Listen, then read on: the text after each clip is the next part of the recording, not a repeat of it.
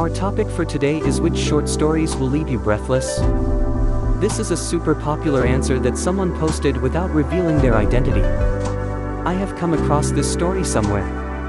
A poor peasant set out early one morning to plow, taking with him for his breakfast a crust of bread. He got his plow ready, wrapped the bread in his coat, put it under a bush, and set to work.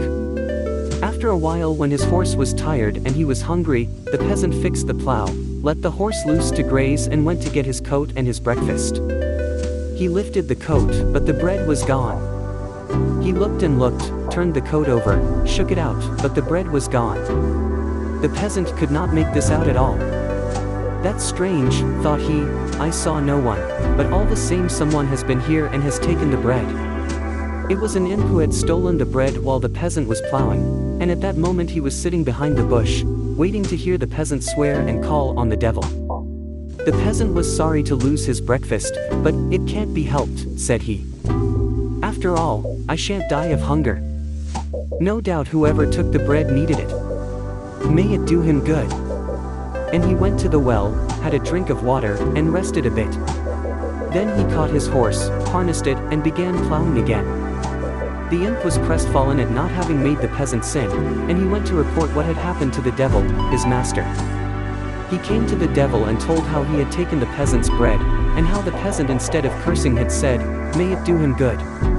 The devil was angry, and replied, "If the man got the better of you, it was your own fault. You don't understand your business. If the peasants, and their wives after them, take to that sort of thing, it will be all up with us.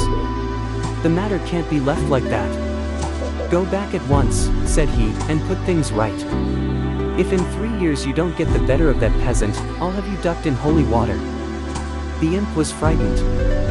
He scampered back to earth, thinking how he could redeem his fault. He thought, and at last hit upon a good plan. He turned himself into a laboring man, and went and took service with the poor peasant. The first year he advised the peasant to sow corn in a marshy place. The peasant took his advice, and sowed in the marsh. The year turned out a very dry one, and the crops of the other peasants were all scorched by the sun, but the poor peasant's corn grew thick and tall and full-eared. Not only had he grain enough to last him for the whole year, but he had much left over besides. The next year the imp advised the peasant to sow on the hill, and it turned out a wet summer. Other people's corn was beaten down and rotted, and the ears did not fill, but the peasant's crop, up on the hill, was a fine one.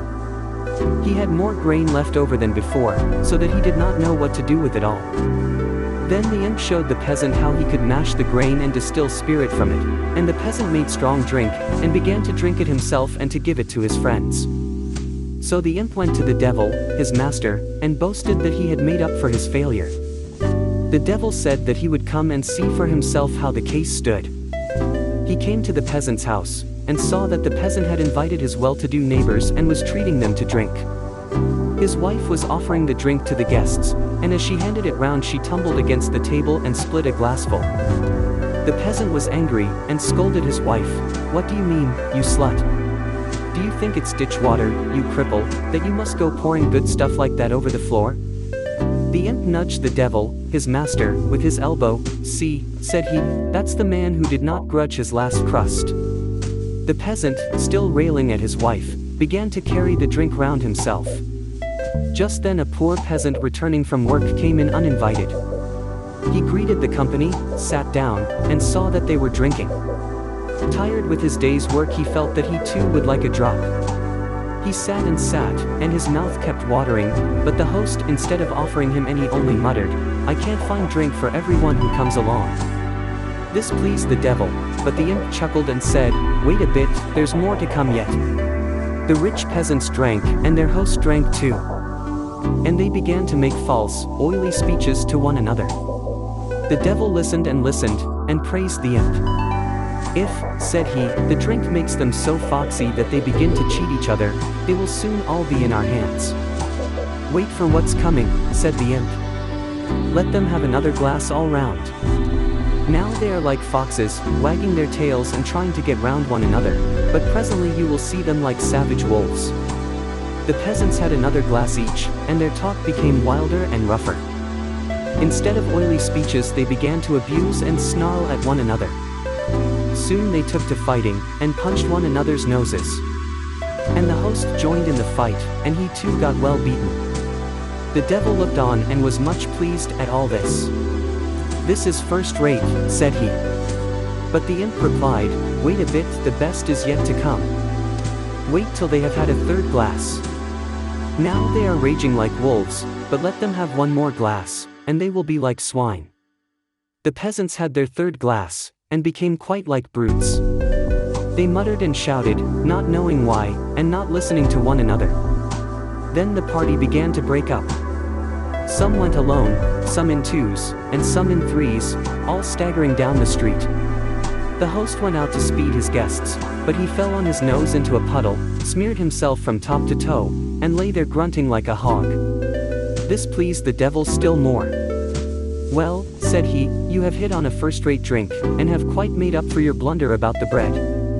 But now tell me how this drink is made. You must first have put in fox's blood, that was what made the peasants sly as foxes. Then, I suppose, you added wolf's blood, that is what made them fierce like wolves. And you must have finished off with swine's blood, to make them behave like swine." "No," said the imp, "that was not the way I did it. All I did was to see that the peasant had more corn than he needed. The blood of the beasts is always in man, but as long as he has only enough corn for his needs, it is kept in bounds. While that was the case, the peasant did not grudge his last crust. But when he had corn left over, he looked for ways of getting pleasure out of it. And I showed him a pleasure, drinking. And when he began to turn God's good gifts into spirits for his own pleasure, the foxes, wolves and swine's blood in him all came out. If only he goes on drinking, he will always be a beast." The devil praised the imp, forgave him for his former blunder, and advanced him to a post of high honor. Thanks for watching, and don't forget to hit that like button and subscribe.